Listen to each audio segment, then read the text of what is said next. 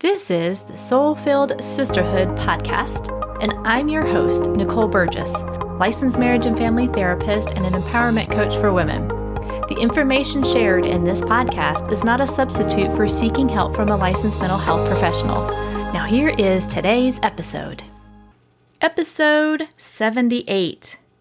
And before we dive into today's episode, I invite you to go out to NicoleBurgessCoaching.com/assessment and see if perfectionism is holding you back. No, this assessment is not a psychological test or anything like that, but it does give you an idea about whether or not some perfectionist thinking or behaving is holding you back in your life. So go out to NicoleBurgessCoaching.com/assessment and see where you stand. All right, here is today's episode.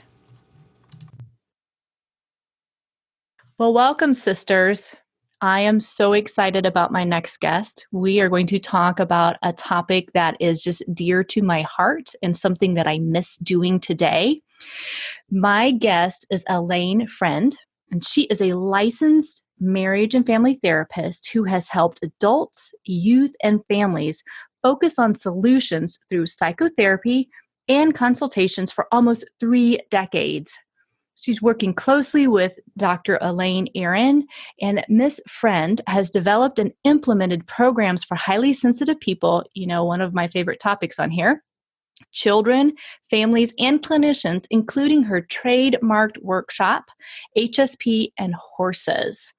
As an international consultant on highly sensitivity, she also holds a master's degree in clinical psychology and school counseling. Elaine specializes in family therapy and education with and about highly sensitive people and families raising HS kids and HS teens. She is a skilled facilitator and therapist, and she's also an HSP, and she's the parent of a highly sensitive young adult. She teaches workshops, offers consultation, and leads groups and retreats. Miss Friend is on faculty at Kapalu in Massachusetts and 1440 Multi-University in California, as well as teaching at the California Institute for Psychotherapy and the California Institute of Integral Studies of California. I cannot wait to have this conversation with you, Elaine, because I want to talk about this horses and HSP and why these two things are just a beautiful match. So before we dive into this, I know you've part of your business is the Heart and Mind Equine program that you offer. So could you explain just a little bit about how on earth you, one, figured out you were an HSP, and two, how you started this program that uses horses? Those are big questions, and I'll try to dive into them a little bit. I grew up on a ranch in Oklahoma, and my mom was that girl as a teenager who was given the horses that nobody else wanted because she really had a gift with them. So I literally trained my first horse with my mom. It was a Shetland pony. We raised Shetland ponies as well as ranch horses when I was 6 years old. Oh my gosh. And I was on a horse in utero. That was my whole life. And I had basically 2 rules growing up: be home by dark and don't go barefoot in the barn. And you know what? That is the perfect life for a highly sensitive child. Lots of time in nature, lots of responsibilities, and time with animals. Yes. So I grew up, I was a helper. I had a lot of empathy like all of us HSPs. And I ended up in the counseling world. And I worked for the Department of Public Health in San Francisco and the Department of Mental Health in San Francisco, and became a psychotherapist and was trucking along, working with families and kids and adults. And one day, a friend who knew I was both a horsewoman and a therapist said, "Hey, have you ever heard of equine-assisted psychotherapy?" And I said, "Only in my fantasies. What is it?" So she had discovered it on an internet search in the early 2000s. So she was one of those forward-thinking people actually on the internet, unlike myself. And she found EGALA, the Equine Assisted Growth and Learning Association. When I did research, I realized and discovered that EGALA was really the equine assisted organization that was really the world leader, the most ethical, the most professional. So I promptly, within 6 weeks, I was certified, let's just say. And that was more than 17 years ago. And Mhm. it just changed my whole life, my path of bringing the horses into my therapy practice. I love it. As you were saying this, I was like, when did I hear about Agala and all that stuff? And I was still in grad school. And I Mhm. think there was somebody in my class who talked about Igala, and I signed up like as soon as I found out about it. And that my first training, I believe, was over in Phoenix, Arizona, when I was living in California at the time. And I just was amazed at the work. And I didn't know anything about HSPs at that time. And it wasn't until a few years ago when April Snow really introduced this conversation to me. I had her on a different episode. And it's mind blowing because I think these two worlds just go together beautifully. And your own personal experience is just amazing. So, share a little bit more like what it is about horses that really can help HSP not only just learn about themselves, but to heal and to grow. What is it that they do that's just, I seriously call magical? Well, when I found out I was a highly sensitive person from my horse buddy, who happened to be Elaine Aaron, she came up to me at my truck at the ranch and said, "Hey, Elaine, you're a highly sensitive person. I think this would be such great work, this equine assisted work for highly sensitive people." And I was like, "Yeah, I know I'm sensitive. I've been told my whole life that I'm too damn sensitive. I get Mhm. it." And little did I know that my friend Elaine was actually the author of the term highly sensitive person. And it turns out that I had been doing the work all this time, and I just didn't have the language around Mhm. it before Elaine told me about it. And, what I talked about my childhood as part of it, just being with someone meaning a four-legged someone, who speaks so clearly and so sensitively and never does any kind of manipulation or Mhm. prevarication. They just are straight ahead authenticity experts. And so are highly sensitive people, right? I Mhm. mean, we sense what's going on with people. We use our empathy and our emotional reactions, and we process so deeply that we really can see the truth when we're being our best selves. Well, horses are always their best selves, especially if they live in a healthy environment for horses. Mhm. I think really, I would have to say I was nothing against my parents, but I was really raised by a horse, and Mhm. her name was Sundown, Oh, and beautiful. we had her since between when I was 4, so about the time I was starting to spend a little more time out of the house, until my mid-20s when she passed Wow. away. And I can just remember that I told Sundown so many of my stories, and what a great listener she was. Mhm. We try to create an environment where HSPs can have that kind of an experience as well, to just be their true selves and be just fully accepted and accepting when they're with the horses. Yeah. And it's everything is in the moment because horses are in the moment. They're present. They're not thinking of the future. They're not stuck in the past like we humans like to do. We go back and forth in those things. They're right Right. there. And I think the other thing I find so magical with the work with horses is in the training I've been to, in the sessions that I've had with clients, is those horses would also they would act out certain things that were either going on in the client or going on in the family, and you could see it live. It's very experiential. And so it's like, oh my gosh, we didn't even talk about that. And here it is, the horse is now acting it out with the other part of the herd, or how they're pushing boundaries or something with the person. And so it's everything becomes in this moment and you can see it. It's true. I always say the horses are always where their feet are. And that's something that we need to be as well, as where our feet are. It's so hard in this world that's just pulling us and yanking us in a million different directions all the time. And I think in the Igala work, we do work in the metaphor, Mhm. and we help clients tell their stories through the horses. And it's a certain kind of therapeutic technique called self-distancing. And it means that we're not really pushing clients to go deeply into their own experience. The horses do the pushing. I always say it's great therapy for teenagers and husbands, but it's great for everybody. But anyone who really doesn't like therapy or thinks they don't want to go to therapy, who doesn't want to go hang out with these beautiful, majestic creatures? Mm-hmm. People who practice yoga will know this, that the goal of yoga is to get into that place of perfect integration of body, mind, and spirit. Mm-hmm. And horses are born there. And some would say that humans are too, but I think that probably most of us experience enough stress in utero that we weren't actually born in that perfect integration. Maybe we were conceived there, Mm-hmm. but horses were born there. And if they have either not been abused or neglected, or Mm-hmm. they've been healed from that, and all of my horses are rescue horses. So we've done a tremendous amount of work to help rehabilitate them and let them become just more themselves. Mm-hmm. And that means that they're maybe not great riding horses. If you Mm-hmm. think about what a horse has to do to be ridden by a human who's a predator, they have to obey a lot of rules and sort of subvert their personality.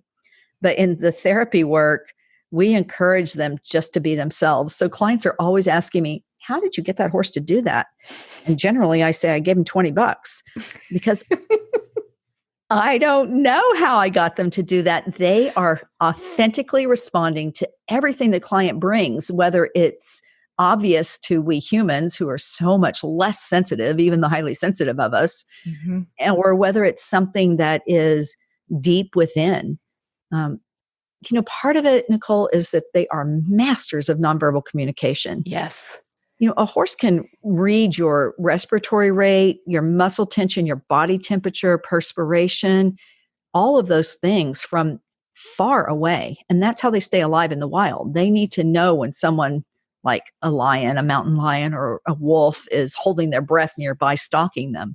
So we are so much less careful as humans. So we reveal everything. So when people say, is the horse psychic? I say, I don't know. And I don't think it matters. I kind of Mm-hmm. say the same thing about highly sensitive people. Are we psychic? Are we empaths? I don't say yes because we don't have the science behind it, but I don't think it matters because we're so tuned in Mm-hmm. to our environment and have so much empathy for others that we might as well be. And so might the horses. And as you were talking, I'm sitting here just envisioning like, wow, when you walk into the arena, whatever that looks like, and that horse is there or the herd is there, just to be able to let your guard down so that you truly become approachable. Because if those defenses are high or your fear is high, like you're saying, they're like, I'm on alert. That person may not be safe right now because they're all antsy and they're ready to flee and there must be something going to come get us. Right. And when you're just like, oh, here they are, it just drops into allowing your senses to be where you are, where you as a person, just to be in that moment. And they can approach, some of them will, some of them won't. But it's like whoever needs to tune in that moment, meaning the herd, can then approach you to where you are. Elaine tells this story about someone who came to one of our very early workshops. It's in one of the blogs she wrote about HSPs and horses. And I remember it so vividly myself that this person came and they had a very, very terrible experience in their family with horses. Someone was severely injured. Mm-hmm. And they were just really terrified about it. And in the beginning, they kind of kept their distance, but they knew they wanted to sort of resolve some of their feelings and fears around it. And they held back. And eventually, a little ways into the workshop, they told their story and their truth about their experience with horses and their feelings about it. And right after that, our lead mare went over very slowly, approaching, basically a foot every 30 seconds until eventually she had laid her head in this person's lap. Wow. And just with incredible gentleness and tenderness. And no one had gone anywhere near the client before the truth was spoken. And that's kind of for people who are afraid. It's interesting because if you're afraid, it feels, your body language feels like aggression to a horse. So the horses will stay away from you when you're afraid. It isn't until, like you said, you're open and centered. And sometimes it takes a little while to get there. And I've noticed some clients have felt really disappointed that this horse or that horse didn't come up to them. And, interestingly, when we start to discuss what that disappointment's about and what are those expectations, it turns out that those are some expectations that they have about people in their lives as well. People that they want to be closer or move toward them that don't. And it's a fascinating conversation. Well, I think that's the beauty of this work too, because first and foremost, if we weren't clear about it, everything is on the ground. So you are working there. What the EGALA model is, you have a mental health person and then you have an equine person. And there's not a ton of talking that really goes on. And it's really letting the client can be where they are. And so things can come up and where you just get curious about it. So it's working in that metaphor and then, how that applies to their life or what comes up. And it's absolutely, again, it truly is magical. And I think it can be truly transformational when you're in those true experiences with the horses, because they can really act out, role model, embody the things that are going on in that person's life. And then they're able to like, oh my gosh, here it is. Like, yeah, I used to stick expectations on my friends and they just weren't showing up, but I wasn't saying anything to them. And now all of a sudden I've got these two horses that I really wanted to come up to me. And I can now say this to my friends of just like, wow, I'm missing our relationship because I got to see that. It's really a beautiful thing, the way it works. And I think you asked me a little bit about why is it so important for highly sensitive people to do this work with the horses. And I've actually started to take some of the HSPs and horses curriculum and take it into my workshops where the horses aren't there. I bring them in spirit. But, in a horse herd, the way that they are healthy is, first of all, they're always in community. And that's one of the HSP 5 to thrive, is that you need to be in community with others like you. Well, horses are always in their herd. They feel really unsafe and unhappy if they're isolated. And in the herd, this is one of the things that they model so beautifully for us. There is an authority hierarchy. There's one horse who is the top dog. That's kind of a funny use of words, but top dog with horses, but yes, the leader. Yes. I said earlier, the lead mare, and it usually in a healthy herd, it usually is the mare. She's in charge of all the interactions there in the herd. The stallion, which generally in domesticated horse world, we don't have a stallion working because he needs to be up on the cliff watching over the herd and protecting them. So there's a second in command, third, fourth, all the way down to the bottom. And sometimes, 1 and 2 or 3 and 4 or 2 and 3, there might be a little jockeying for authority and position, especially if one horse is not feeling well or somebody's feeling their oats a little bit. There's another good one. So they communicate so clearly and so gently with each other. And they teach us that we can value equally any position in the hierarchy. Because for the horses, number 4 is just as important as number 1, and maybe even a little bit more desirable. So there's no competition. There's just survival. And what we try to teach our highly sensitive clients and our parents is that if you communicate very clearly, like the horse does, you almost never actually have to yell. So we've developed this curriculum called Speaking Volumes. And it comes from very basic horse training principles. And sometimes I even borrow the Pirelli organization's language, which is suggest, ask, tell, demand. They've done a really good job of hiring educational consultants to take horse training principles and put it into common language that almost anyone can understand. And so it makes a nice adjunct to the EGALA model. And you did say we don't ride them, but also usually in my work, there's not even any halters or ropes on them. The horses are free or at liberty. They're free to choose what kind of work they want to do. But in Speaking Volumes, we we study the horses. How does a horse say, I need you to move away and give me some space? Mm-hmm. The first thing they do is they just turn and look directly at the other horse. And in horse, that means back off, give me some space. Don't come any closer at the very least. They might put their ears back a little bit. They might change their posture and turn, and not just their head, but their whole body. And these are all really subtle cues that someone who speaks horse understands and stays back. Now, a lot of the horses I rescue, sometimes they come from a more traditional horse show world where they didn't grow up in a herd, but in a stall alone. So they don't speak horse very well, even though they are horses. And they might require the lead mare to raise her volume a little bit. So maybe she flicks her tail at them, or starts to bare her teeth a little bit, or takes a step toward them. And if they still don't move away, she might actually run over there and take a bite out of them. And a horse that speaks horse would never get bitten because they would have moved away long before. So, but if they don't speak horse, they might lose a little hide. And we always, usually when a new horse comes into our herd, a new rescue, takes them a while to learn to speak horse. And they have some places where they're missing some hair on their hide. And they communicate it so clearly. And what we as highly sensitive people tend to do is to speak so softly. Because, you hear the suggestions that people make around you.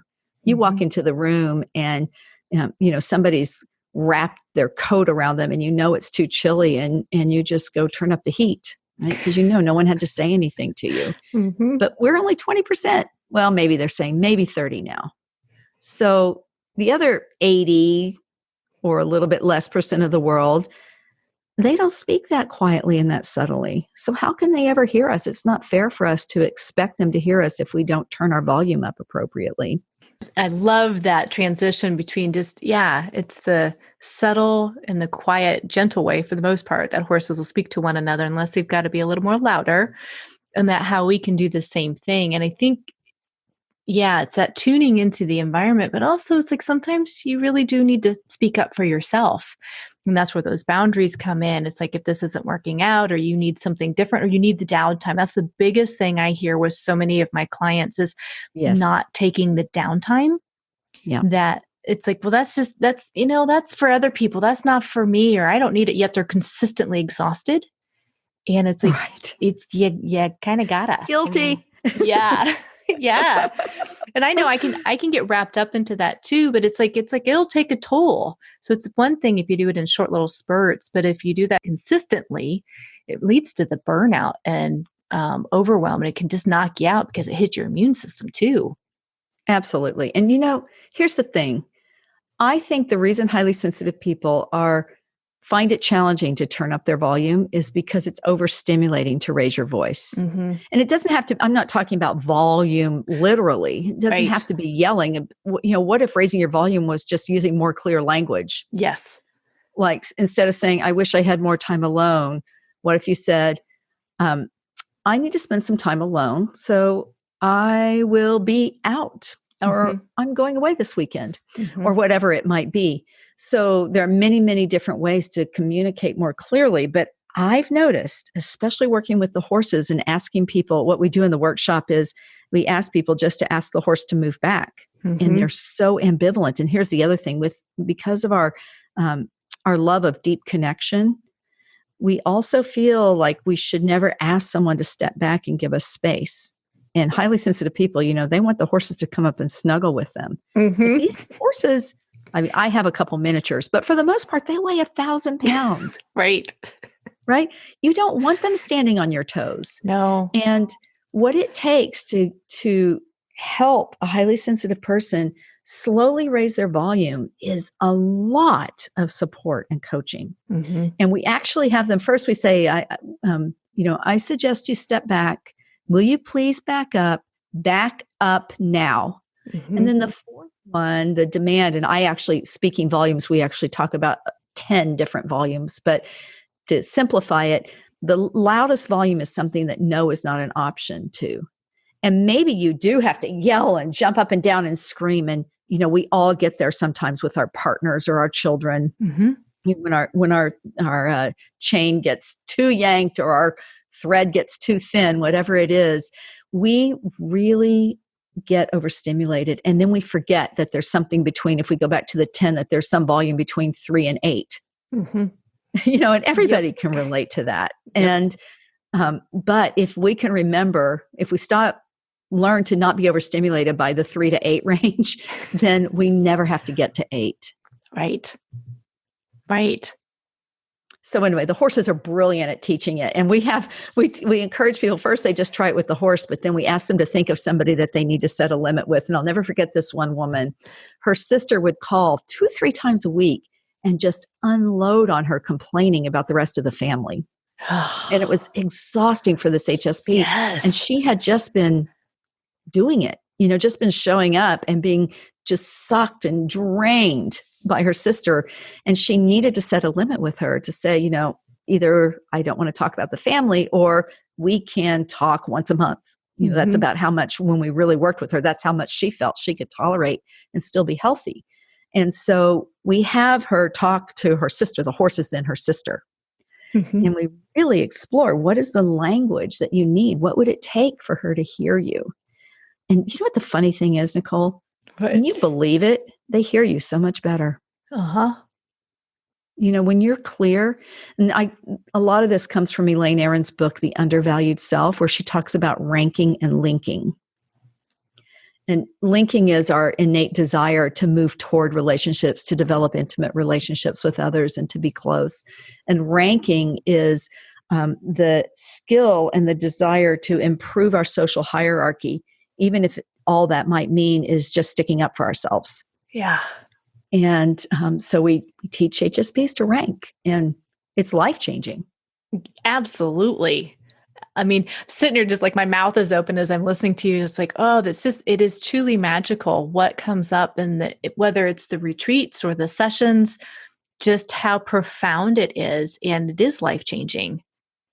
So yeah, I just love that you're doing this work. And what the other thing I love, on your website, and ladies, I'll have all of Elaine's information, on the show notes and all that good stuff. But you've talked about how you do this not only with, the individuals like we talked about at the introduction, but you do it with corporations, you do it with, the retreats. So whether you have the horses there or not, all of this relates to it, because it's like the core, it's the traits that come through the HSPs that the horses give out, like you've been saying, and just how we're all different, but yet there's ways that we can speak in a way that works for us and be clear, so that we also not only speak up for ourselves and love who we are, but state what we need. It's not constantly serving everybody else, because again, you'll have resentment and burnout. It's also being able to say, this is what works for me too. And we have to practice. Mm-hmm. Like, the time to do it is not in the heated moment, right? Whether it's with your child, your partner, your employee, your boss, whomever, your sister, whomever it is. Mm-hmm. And so when we're teaching this, we pair up and practice just with people that don't mean anything to us, except that we're enjoying being in workshop with them. They're trustworthy. There's guidance. That's the way to practice. You practice with your best friend, that conversation that you need to have with your teenager or your boss or your partner. And then slowly but surely, maybe you write a letter about it to them, but you don't send it to them. Mm-hmm. It's just one more way to practice. But the more we get clear about what our needs are, I think that's the other big ambivalence that we have. Like, I don't know. I can rank, but I don't do it gracefully because it's not my preference. You know what I mean? I want to have a relationship with everybody. Mm-hmm. I want to have a deep relationship with everybody. And then I have to rank. And often I do it with, either too harshly or without grace or without the level of love that I actually feel in my heart, just because I'm overstimulated. Mm-hmm. But when I get really, really clear about what's important, then I can do it. And practicing when you're not in the heat of the moment is worth everything. Yeah. I say that so often with my clients, both the clinical and the coaching. It's like practice, practice, practice. I mean, that's how we learn. It's you're also taking that action. If you're wanting something different in your life, you've got to take the inspired action to make it happen. And so all those small baby steps, they make great progress. with that. It's like you can start to see, it's like, oh, wait. And that confidence starts to grow. I can do this. It's okay to do this. It's like, absolutely. So And I love I it. think a big part of it too is, how did we grow up Yeah. as women, as Mhm. highly sensitive people? Both of these populations are, we experience a lot of silencing and Yeah. shaming as young girls. And I think that we have to do some work to heal those wounds and to Mhm. reframe our childhood. I often tell a story about how I just hated birthday parties. They were so overstimulating for me. I was an introvert. I was highly sensitive. I just wanted to be in the barn. And, you know, that made me the strange child that didn't want to go to the birthday party with the whole class. And Mhm. I was supported by my mom, who was also a highly sensitive introvert. Mhm. So I didn't always have to go. But when I look back on it, and I think my fear and terror, or maybe it was just strong resistance to going to parties, that was self-preservation for me. They weren't Mhm. healthy places for me. So Mhm. where can we look back on our childhoods and look back on those young girls that we were, and see that our intuition and our inherent wisdom told us what we needed to do to feel good and to be our best selves. And when we don't deny it, then it's so much easier. Yeah.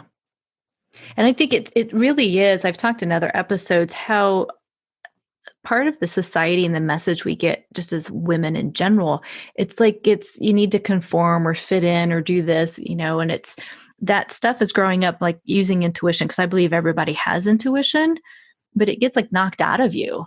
It's like, I'm going with my gut, or this is what my gut's saying to me, or small voice, whatever you want to frame that as. And it's like, yeah, whatever. That's just a bunch of hooey. Don't listen to that. Go on. And so that can be stuffed down. And so I love that, like going back to remembering who we were as young girls, where we really acknowledge that inner wisdom and that intuition, and bringing it back as adults and saying it's really good to listen to that and to practice it again, to test it out. And I've had some of my guests, they've talked about the ways that they have reconnected to that intuition. And just, it's been very helpful. Like you're saying, it's like life just goes easier, smoother when we do. And I think, how do you do that when you've got your devices and your families and your work just pulling on you all the time? You can see I have some feelings about that. I feel that myself. And Mm-hmm. I know that for myself, I have to sit quietly. I mean, I meditate twice a day, and that's not enough. I also need to just go sit outside and lean against a tree, or go hang out at the barn with a horse with my feet up on a barrel, and just be quiet with myself so that I can find her. Yeah. That inner me, that younger me, whoever it is, Yep. she's there and her wisdom is there for all of us. Mm-hmm. But sometimes we just can't hear if we don't have enough space Yeah. to access it. And I think that's such a key to it, is disconnecting. And I tell people, often I need those chunks of time.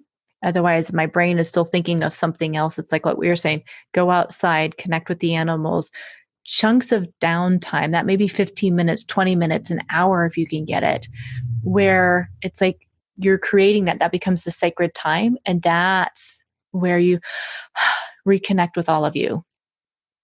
True. And you know what? I just want to say to the listener as well that you could also close your eyes for 30 seconds, Yes. and that will make a difference, because 80% of stimulation comes in through our eyes. Yep. So even in the midst of the hurricane of the holidays with your family, Yes. and my equine specialist is Monica Zimmerman. She's a CEO business coach, consultant, and she always talks to people in business about the bathroom being the great escape. It is. To find that place, and then just to, whether you're at a family event or at work or whatever, I spend a lot of time hiding in my car. I'll say for moms out there, when I get home, I usually sit in my car for a few minutes before I go up Yep. to the house, and just to take that transition time that I need.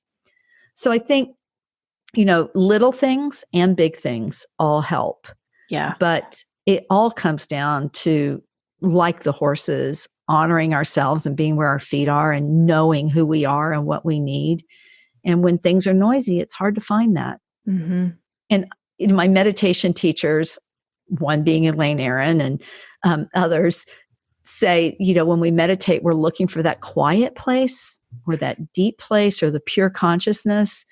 And I often say, sure, that's great. And I notice that I have my best thoughts when that thinking is happening during meditation. Mm-hmm. And I'm happy for those as well. Mm-hmm. Because it's the quiet time. Things get to bubble up. And right. Yeah, I tell people, grab a notebook, keep it there, a little recorder, so you can jot down those little thoughts that fly by, and you're like, I want to snag that and still stay in this space. So I just had my 55th birthday. Ooh, happy birthday. And thank you. And I've decided that my birthday gift to myself this year is that I'm going to get stronger. In fact, I want actual muscles. And I'm a pretty fit person, but I'm not strong enough to put up with the wear and tear. As my friend says, gravity takes its toll, and I'm a very active person. So, that's another piece of that self-care that I want to encourage us all to do, is to honor our bodies. And I need exercise on a daily basis, even if it's a 10-minute sun salutation. Yep.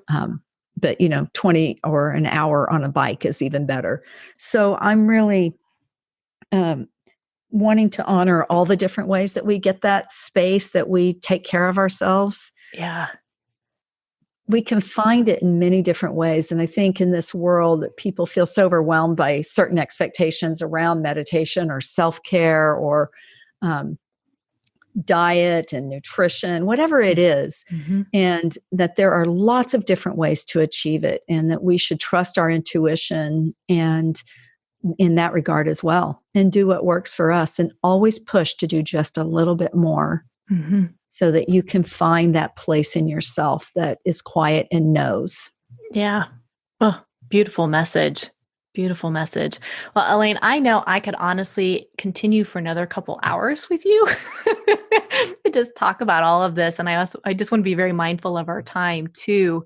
So is there anything else before I share the gift that you have for my listeners today? Is there anything else that I've missed that you wanted to also address or bring forward regarding the horses and HSPs and just the incredible work that those two things blend together with beautifulness? I would like to say 3 important lessons from the horses that I want to share. One is to always find your herd and surround yourself with them. That's where the safety is, the support and the love. Also, to always speak your truth, no matter what it is, and to do it with the appropriate volume, just like the horses do.